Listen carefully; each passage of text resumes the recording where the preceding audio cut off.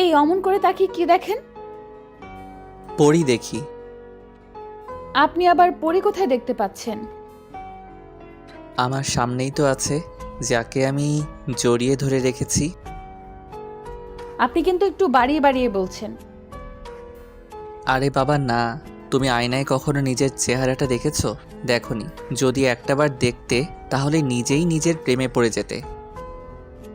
ইস, কি সব কথা বলেন? এমনটা কখনো হয় নাকি?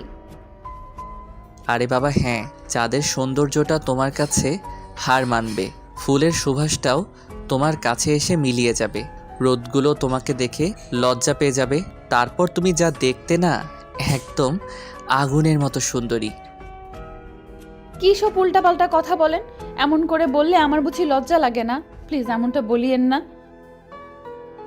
আরে বাবা, তোমার প্রশংসাও করা যাবে না দেখছি। যেমনটা দেখতে আমি তেমনটাই বললাম। আর তুমি কি না এভাবে লজ্জা পাচ্ছ? অবশ্য লজ্জা পেলে তোমাকে আরও বেশি কিউট লাগে। তার উপর যখন তোমার গালগুলো টমেটোর মতো লাল হয়ে যায় না, তখন মনে হয় ওইগুলো কামড়ে দেই। আপনি আমাকে বারবার লজ্জায় ফেলে দিচ্ছেন। প্লিজ এমনটা বলিয়েন না, তাহলে আমি লজ্জায় শেষ হয়ে যাব। কি হবে সেটা জানি না, কিন্তু তোমাকে দেখতে আজকে এতটা সুন্দর লাগছে, যার জন্য নতুন করে আবার তোমার প্রেমে পড়ে গেছি, জানো তো? ইস, এইভাবে কেউ বলে? আপনি জানেন আমার লজ্জাটা একটু বেশি, তাহলে বারবার এসব কথা বলে আমাকে লজ্জায় ফেলে দিচ্ছেন কেন? প্লিজ এমনটা বলবেন না। ওকে বলবো না, এখন আমার পাওনাটা দিয়ে দাও। আমি তাহলে আর এসব বলবো না, না হলে আরো বেশি বেশি দুষ্টুমি করব, আর দুষ্টু দুষ্টু কথা বলবো। তখন কি হবে জানো তো? কি হবে জানি না তো। কি আর হবে, তোমাকে আদর করার জন্য আমি একটু মাতাল করে তুলবো, আর তাতেই তুমি আমার কাছে আদর চাইবে। আপনি তো একটা ফাজিল। আমি কি সেটা জানি না, যার জন্য আপনার প্রেমে পড়তে বাধ্য হয়েছিলাম? আপনি আমাকে এমনভাবে ইমপ্রেস করেছিলেন, যার জন্য আপনাকে ছাড়া এখন আর একটা দিন একটা মুহূর্ত আমি কাটাতে পারি না। শুধু আপনার কথাগুলোই আমার মনে পড়ে। জান, এটা ভালোবাসা। তাহলে বুঝতে পারছো তো তুমি আমাকে কতটা ভালোবাসো, যার জন্য একটা মুহূর্ত আমাকে ছেড়ে কাটাতে পারো না? হ্যাঁ, এটা ঠিক যে আপনি আমার নিঃশ্বাসের সাথে মিশে গেছেন। যতক্ষণ অবধি আপনাকে একটা নজর না দেখি, আপনার কণ্ঠস্বরটা না শুনি, ততক্ষণ মনে হয় আমার দেহের মধ্যে প্রাণ নেই, আমি মরে যাব। এসব কথার কখনো বলবে না। আমি থাকতে তোমার কিছু হবে না। আমার কলিজাটাকে আমি কতটা ভালোবাসি সেটা তুমি জানো না। প্রচণ্ড পরিমাণে ভালোবাসি তোমাকে। তারপরও কেন এসব কথা বলো? হ্যাঁ, আমি জানি আপনি আমাকে কতটা ভালোবাসেন, আর জানি বলেই শেষ পর্যন্ত আপনাকে না ভালোবেসে থাকতে পারিনি। আপনার ডাকে সাড়া দিয়েছি, আর এখন আপনার কাছে বারবার ফিরে আসি। আপনার আদর ভালোবাসাটা চাই। তাহলে সেটা না হয় করেই ফেলি। ইস, কী সব বলেন, ফাজিল একটা। একদম এসব করার চিন্তা ভাবনা করবেন না। তুমি তো বললে যে তোমার নাকি আদর চাই আমার থেকে, তাহলে করলে সমস্যা কি? হ্যাঁ, আদর চাই, কিন্তু সেটা সব সময় না, আর এত তাড়াতাড়ি না।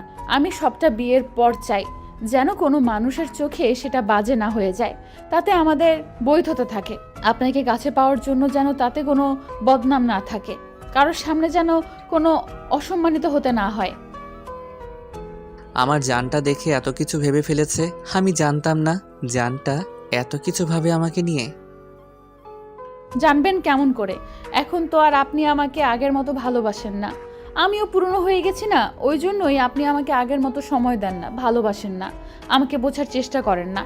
এখন তো আমি আপনার ডাকে সাড়া দিয়েছি, তাই আপনার আর দরকার নেই আমাকে ইমপ্রেস করার, তাই না? কে বলেছে আগের মতো ভালোবাসি না? আর এসব কি বলছো কলিজা? ভালোবাসা কখনো কারো কাছে পুরনো হয় না, আর আমি তোমাকে সময় দেই না। কে বলল? ভালোবাসা তো এখন পূর্ণতা পেয়েছে যখন তুমি আমার ডাকে সাড়া দিয়েছো। তাছাড়া এখন তোমাকে ইমপ্রেস করার কি আছে? তুমি তো, আমি এমনিতেই ইমপ্রেস, তোমার ভালো লাগে এমন এমন কাজ আমি করার চেষ্টা করি। আপনাকে আর কিচ্ছু করতে হবে না, আপনি শুধু আমাকে এইভাবে সময় দিবেন আর ভালোবাসবেন, তাহলেই হবে। এমন করে ভালোবাসবো কেন? আরও বেশি ভালোবাসবো তোমাকে। এত বেশি ভালোবাসায় ভরিয়ে দেব, যার জন্য খুব শীঘ্রই তুমি আম্মু ডাক শুনতে পাও। আমার আর কিছুই চাই না, আমার শুধু আপনাকে চাই। কথার ফাঁক পেলেই দুষ্টুমি করার সুযোগ ছাড়েন না, তাই না? সব সময় শুধু এসব উল্টাপাল্টা কথা, তাই না? একটু সিরিয়াস হতে পারেন না? আরে বাবা, আমি তোমার ব্যাপারে সবসময় সিরিয়াস। তোমার কাছে আসলেই কেমন যেন দুষ্টুমি পাই। তোমাকে স্পর্শ করতে ইচ্ছা করে, নানা বাহানায় তোমাকে আদর করে দিতে ইচ্ছা করে, কিন্তু তুমি তো আমাকে বারবার দূরে সরিয়ে দাও। চলো তোমাকে আদর করি, তোমাকে ভালোবেসে নিজের কাছে টেনে নেই। সেটা আমাদের ভালোর জন্যই চাই না, কিন্তু আপনি তো বোঝার চেষ্টাই করেন না। আর যদি বিয়ের আগে আমাদের মাঝে উল্টাপাল্টা কিছু একটা হয়ে যায়, তখন আপনার উপর থেকে আমার বিশ্বাসটা নষ্ট হয়ে যাবে। তার উপরে ফ্যামিলিতে যদি জানাজানি হলে এমনিতেই ঝামেলা হবে। তখন জানতে পারবে আপনার আর আমার মাঝে সম্পর্ক আছে। এমন কিছু হলে তো আমাকে মেরেই ফেলবে। আপনি কি চান আমাকে সারা জীবনের জন্য হারিয়ে ফেলতে? বলেন। না না কলিজা, আমি কখনোই চাই না আমার পাগলিটাকে হারাতে। তোমাকে কতটা পরিমাণে ভালোবাসি সেটা খুব ভালো করেই জানো। আর আমি চাই আমার পাগলিটাকে সবসময় বুকে রাখতে। তুমি এমন কথা বলিও না প্লিজ। তাহলে দুষ্টুমি করার ধান্দাটা ছাড়েন আর একটু সিরিয়াস হন। একটা জবের ব্যবস্থা করেন যাতে আমি আব্বু আম্মুর সামনে গিয়ে আপনাকে নিয়ে দাঁড়াতে পারি। তাতে আব্বু আম্মু আপনাকে যদি মেনে নাও নেয়, তাহলে আমি আপনার বাসায় চলে আসতে পারবো। তখন আপনার আব্বু আম্মুকে একটু বোঝালে ওনারাও বুঝতে পারবেন না, কেউ আমাদের বাধা হবে না। কিন্তু তুমি জানলে কি করে আমার আব্বু আম্মু এত সহজে রাজি হয়ে যাবে? কারণ আমি জানি আমার আব্বু আম্মুর মতো আপনার আব্বু আম্মু অতটা রাগী নয়। আপনি যখন যেটা চেয়েছেন ওনারা সেটা দিয়েছে। আপনি যদি একটা জবের ব্যবস্থা করে বাসায় বলেন আপনি আমাকে বিয়ে করবেন, পছন্দ করেন আর ভালোবাসেন, তাহলে ওনারা হয়তো প্রথমে বারণ করলেও পরে আপনার কথা চিন্তা করে সবটা মেনে নেবে। তাই আপনি জলদি একটা জবের ব্যবস্থা করেন, যে কোনো দিন আমার বাসা থেকে বিয়ের কথা বলতে পারে। আর একবার যদি এসব কথা উঠে না, তাহলে কিন্তু আমি কাউকে আটকাতে পারবো না। তখন আমাকে আপনার হারাতে হবে, আর আপনি তো আমাকে ছাড়া থাকতে পারবেন না। তাহলে আপনি ভেবে দেখেন কি করবেন। আমি না হয় তোমাকে ছাড়া থাকতে পারবো না, কিন্তু তুমি তো পারবে অন্য কাউকে বিয়ে করে গিয়ে তার সাথে সুখে সংসার করতে, আর আমি দেবদাস হয়ে যাব, তাই না? খালি সব সময় ফাজলামো না। আপনি জানেন আমি আপনাকে কতটা ভালোবাসি। আপনাকে একটা নজর না দেখলে যেখানে আমার নিঃশ্বাসটা বন্ধ হয়ে আসে, সেখানে সারা জীবন আপনাকে ছাড়া কি করে কাটাবো। আমি কখনো কল্পনাও করি না আপনাকে ছাড়া থাকার কথা। প্লিজ আপনি যে করেই হোক বাসার সবাইকে বোঝান। দরকার পড়লে ভাবিকে বোঝাবেন, তাহলেই হবে। কেন ভাবিকে বোঝাতে হবে কেন? ভাবিকে বোঝালে কি বা হবে? ভাবি তো উল্টো আরও জানতে পারবে, রেগে যাবে। যখন শুনতে পাবে তার বান্ধবীর বোনের সাথে আমি চুটিয়ে প্রেম করছি, তখন তো ভাবি আমার উপর প্রচণ্ড পরিমাণে রেগে যাবে। কেন রেগে যাবে? আপনি তো আর ওনার বোনের সাথে প্রেম করছেন না, তার বান্ধবীর বোনের সাথে প্রেম করছেন। তাহলে এতে রাগ করার কি আছে? সমস্যাটা তো ওখানেই। ভাবি তার বোনের সাথে আমাকে কথা বলতে বলেছিল। আমি তো ওনার বোনকে পছন্দ করি না, কারণ ভাবির বোন মডার্ন মেয়েদের মতো কিসব উল্টাপাল্টা কাপড় চোপড় পরে, যেগুলো আমার ফ্যামিলির কেউই পছন্দ করে না। ভাবি বারবার আমাকে তার বোনের সাথে দেখা করতে কথা বলতে বলেছে। মেয়েটা একটু লুচু টাইপের, তাই আমার ওকে তেমন পছন্দ হয় না। তাহলে কেমন মেয়ে পছন্দ হয় আপনার? কেমন মেয়ে পছন্দ হয় তুমি জানো না? তোমার মতো সাংসারিক আর সুন্দর কিউট বউ টাইপের একটা মেয়েকে পছন্দ হয়, যে সবসময় আমার আব্বু আম্মুকে ভালোবাসবে, আমাকে সবসময় ভালোবাসবে, আমার কথার অবাধ্য হবে না, সব সময় আমাকে নিজের মতো করে গুছিয়ে রাখবে, মাঝে মধ্যে রাগ করবে, তারপর ভালোবাসা দিবে, আর রাতে ঘুম পাড়িয়ে দিবে, দিনে খাইয়ে দিবে, অফিসে যাওয়ার পর ফোন করে বলবে আমিও পৌঁছেছি কিনা। জাস্ট এইটুকুই, এর থেকে বেশি আমার তোমার কাছ থেকে কিছু চাই না কলিজা। আপনি বুঝলেন কি করে আমি সাংসারিক? সবাই তো বলে আমি নাকি একটা পিচ্চি, আমার বিয়ের বয়স হয়নি। আর আপনার সাথে আমার বিয়েটা যদি হয়, আব্বু আম্মুকে আমি কতটুকু ভালোবাসতে পারবো জানি না, কিন্তু আমার আব্বু আম্মুর পরের স্থানগুলো ওনাদের হবে। আমি চেষ্টা করব ওনাদেরকে নিজের মতো করে আপন করে নেওয়ার। আর আপনাকে কখনো আমার ভালোবাসার কমতি বুঝতে দিব না। যদি মৃত্যুর আগ পর্যন্ত আপনাকে বুকে আগলে রাখতে হয়, তারপরও আপনাকে বুঝতে দিব না আমি আপনাকে কতটা ভালোবাসি। তুমি সবসময় এসব উল্টাপাল্টা কথা বলো, আর একবার যদি এসব কথা বলো না, তাহলে কিন্তু আমি তোমার উপর প্রচণ্ড রাগ করব কলিজা। এই না, আর কখনো বলবো না। প্লিজ আপনি রাগ করবেন না। আচ্ছা ঠিক আছে, আপনি আমাকে এইভাবে জড়িয়ে ধরে রাখেন, আমি আর কোনো কথা বলবো না, কেমন?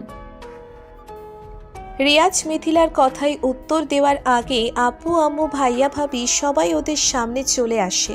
এমন কিছু দেখেই দুজনেই অনেকটা ভয় পেয়ে যায়। তাই মিথিলা ওকে ছেড়ে দিয়ে কিছুটা দূরে সরে দাঁড়ায়। রিয়াজ পুরো চুপসে গেছে। এবার আব্বু এসে রিয়াজের সামনে দাঁড়ালো আর বলল, ভয় পেও না, আমরা সবটা অনেক আগে থেকেই জানি। তোমার ভাবি আমাদের সবটা বলেছে, তার বান্ধবীর বোনের সাথে তুমি প্রেম করছো। আব্বু, আমি তোমাদের সবটা বলতে চেয়েছিলাম, কিন্তু আমি তো এখনও কিছুই করি না। তাই ভেবেছিলাম যদি একটা জবের ব্যবস্থা করতে পারি তাহলে বলবো আমি মিথিলাকে ভালোবাসি, ওকে বিয়ে করতে চাই, কিন্তু সেই সাহসটা আমার হয়ে উঠেছিল না। তাতে কি, তুমি তো ভাবো আমরা অনেক রাগী আর কঠোর। আব্বু তুমি তো জানো, তুমি জীবনে চেয়েছো এমন কোনো জিনিস ছোটবেলা থেকে আজ অবধি পাওনি। সেটা কখন হয়েছে? আর আমাদের তোমার প্রতি আস্থা আর বিশ্বাস আছে যে আমার ছেলেটা আর যাই হোক কোনো অন্যায় কাজ করতে পারে না। তোমাকে কোনো জবের ব্যবস্থা করতে হবে না। যেখানে আমার কোম্পানিতে হাজার হাজার লোক জব করে, সেখানে আমার ছেলে কিনা অন্য জায়গায় জব করবে? তুমি তো আমাদের অফিসটাতে গেলেই হয়। আর তুমি এত সুন্দর একটা মেয়েকে ভালোবাসো, সেটা একবার আমাদের বলতে পারলে না? তুমি কি ভাবো আমরা তোমার উপর অনেক রাগ করতাম? না মানে আব্বু, আসলে আর ভয় পেতে হবে না, এখন তোমরা নিশ্চিন্তে থাকতে পারো। আমরা মিথিলের বাসায় বলবো। আর শোনো, বিয়ের আগে উল্টাপাল্টা কোনো কিছু করো না, যার জন্য আমার সম্মানটা নষ্ট হয় কিংবা আমাদের কারো কাছে ছোট হতে। মামুনি, তুমি আজকে থেকে বিয়ের আগ পর্যন্ত রিয়াজের সাথে দেখা করবে না, কেমন? যেদিন তোমাদের বিয়ে হবে একেবারে দেখা করবে। কিন্তু আব্বু আমি আর একটা কথা নয়, আমি যেটা বলছি সেটাই হবে। খুব শীঘ্রই তোমাদের বিয়ে হবে। আব্বুর কথায় রিয়াজ অস্বস্ত হলো, কারণ আব্বু ওকে কোনোদিন হতাশ করেনি। সেদিনের পর থেকে একটি সপ্তাহ মিথিলা আর রিয়াজের সাথে কোনো যোগাযোগ করলো না, কথা বলল না। কারণ আব্বু ওকে বারণ করে দিয়েছিল মিথিলা রিয়াজের সাথে যেন কোনো যোগাযোগ না করে। এক সপ্তাহের মধ্যে ওদের বিয়েটাও খুব দমদম সহিত হয়ে যায়। রিয়াজ ভাবতেও পারেনি এত সহজে মিথিলাকে পেয়ে যাবে। এর থেকে খুশির আর কি হতে পারে? রিয়াজ নিজেকে এখন পরিপূর্ণ ভাবছে, কারণ ভালোবাসার মানুষটাকে জীবনে পেয়ে গেলে আর কিছু চাওয়ার থাকে না। তাই রিয়াজ কতটা খুশি সেটা বলতে পারছিল না। বারবার ইচ্ছে করছিল বিয়ের সময় মিথিলাকে শক্ত করে একবার জড়িয়ে ধরতে। তো রাত 12টার দিকে রিয়াজ রুমে আসে, দেখে মিথিলা ইয়াব বড় এক ঘোমটা দিয়ে বিছানার মাঝখানে বসে আছে। রিয়াজ একটু মুচকি হেসে ওর দিকে এগিয়ে আসলো। মিথিলা ওর পায়ের শব্দে বুঝতে পারল ওর ভালোবাসার মানুষটা রুমে এসেছে। মিথিলা উঠে এসে রিয়াজের পায়ে হাত দিয়ে সালাম করতে গেলে রিয়াজ ওকে উঠিয়ে বুকের সাথে জড়িয়ে নিল আর বলতে লাগলো, আর কখনো তুমি আমার পায়ে হাত দিয়ে সালাম করবে না। কিন্তু সবাই যে বলল স্বামীর পায়ে হাত দিয়ে সালাম করতে হয়।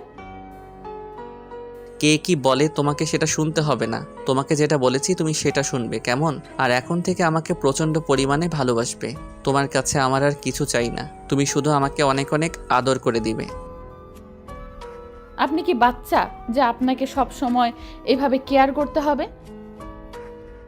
বাচ্চা হলে যে তাকে কেয়ার করতে হয় আর বাচ্চা না হলে কেয়ার করা যায় না, সেটা কে বললো তোমায়? আমি আমার বউটার কাছে চেয়েছি, তুমি দিবে নাকি? তোমার এইটুকু ভালোবাসতে আমাকে সমস্যা? আরে বাবা না, আপনার পাগলামিগুলো তো আমার কাছে ভালোই লাগে। আপনি যখন আমার সাথে দুষ্টুমি করেন তখন আমার বারবার মনে হয় যেন আপনি আরও দুষ্টুমি করতে থাকেন। একটু দুষ্টুমিটা যেন বাড়াবাড়ি না হয়ে যায়, সেই জন্যই কিছু বলতে পারি না। তাহলে আর কি, এখন তো লাইসেন্সটা পেয়ে গেছি, বাড়াবাড়ি হয়ে গেলে আবার তেমন কোনো সমস্যা নেই। তাহলে দেরি করছেন কেন? বাড়াবাড়িটা করেই ফেলেন। আমি চাই আজকে আপনি বাড়াবাড়ি করেন, যেন আমাদের মাঝে সেই সম্পর্কটা হয় যেটা আপনাকে আমি বিয়ের আগে দিতে পারিনি। এখন যেন আপনি আমাকে ভালোবেসে নিজের বুকে আগলে রাখেন। আমার আদর পাওয়ার তোমার এত ইচ্ছা, সেটা আগে বলনি তো। কি করে বলবো? আমি বিয়ের আগে এমন কিছু চাইনি। তার উপর যদি এমন কিছু হতো আপনাকে হারিয়ে ফেলতাম, তো একেবারে সারা জীবনের জন্য পাওয়ার জন্য আপনাকে একটু দূরে রাখতে হয়েছে। এখন তো আমরা চাইলেই সবটা করতে পারি। তাহলে আপনি দেরি করছেন কেন? আমাকে আদর করেন। করব, কিন্তু তার আগে সবাইকে এখান থেকে যেতে বলি, না হলে ঝামেলায় পড়তে হবে। এখন আপনারা যে যার মতো আসতে পারেন, না হলে অনেক বড় ঝামেলা হয়ে যাবে, আর যে ঝামেলার সমাধানটা বিয়ে করা ছাড়া হবে না। আমাদের ভিডিওটি কেমন লেগেছে তা কমেন্ট করে জানাতে ভুলবেন না। আর ভিডিওটি যদি ভালো লেগে থাকে তাহলে একটি লাইক করুন আর সাবস্ক্রাইব করে আমাদের পাশেই থাকুন। ধন্যবাদ সবাইকে আমাদের পাশে থাকার জন্য। আল্লাহ হাফেজ।